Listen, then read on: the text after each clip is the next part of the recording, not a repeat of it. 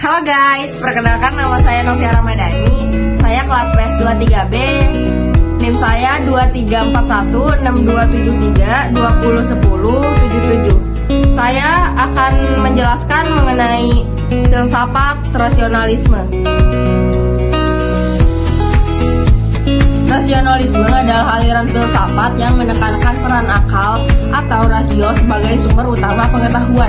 Para filsuf rasionalis berpendapat bahwa beberapa ide dan pengetahuan bersifat a priori. Apa itu a priori? Artinya dapat diketahui secara independen dari pengalaman indrawi. Yang pertama, fondasi pemikiran modern. Rasionalisme memainkan peran penting dalam perkembangan pemikiran modern, terutama dalam bidang sains dan matematika. Yang kedua, pertanyaan epistemologis fundamental.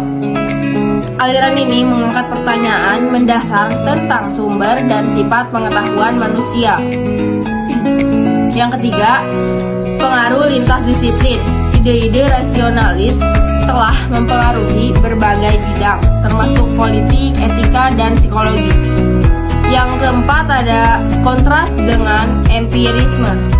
Perdebatan antara rasionalisme dan empirisme telah membentuk diskursus filosofis selama berabad-abad. Yang selanjutnya, relevansi kontemporer. Dalam era informasi dan kecerdasan buatan, pertanyaan tentang peran akal versus pengalaman tetap relevan. Kelebihan rasionalisme. Yang pertama, konsistensi logis.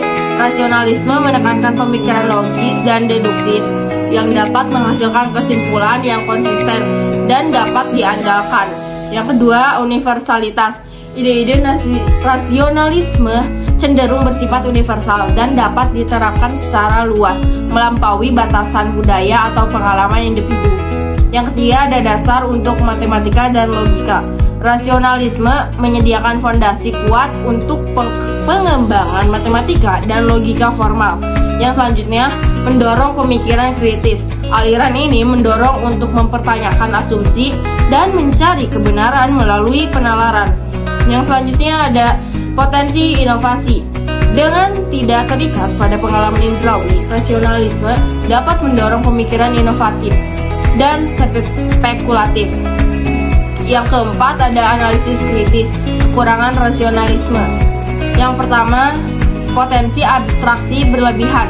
Terlalu mengandalkan akal dapat menghasilkan teori yang terlalu abstrak dan terlepas dari realitas empiris. Yang kedua ada mengabaikan pengalaman. Rasionalisme dapat meremehkan peran penting pengalaman dan observasi dalam memperoleh pengetahuan. Yang ketiga, bias konfirmasi. Ada risiko bahwa pemikir rasionalis dapat terjebak dalam pembenaran logis untuk keyakinan yang sudah ada sebelumnya. Yang selanjutnya ada keterbatasan dalam menjelaskan fenomena kompleks. Beberapa aspek realitas, terutama yang berkaitan dengan emosi atau pengalaman subjektif, mungkin sulit dijelaskan semata-mata melalui pendekatan rasional. Yang selanjutnya ada potensi dogmatisme. Keyakinan kuat pada kemampuan akal dapat mengarah pada sikap dogmatis terhadap ide-ide yang diperoleh secara rasional. Kesimpulannya adalah rasionalisme tetap menjadi aliran filsafat yang menarik dan berpengaruh. Kekuatannya dalam memberikan dasar logis untuk pengetahuan dan mendorong pemikiran kritis tidak dapat disangkal.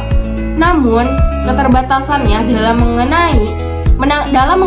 menangani kompleksitas pengalaman manusia dan potensi untuk menjadi terlalu abstrak perlu diperhatikan.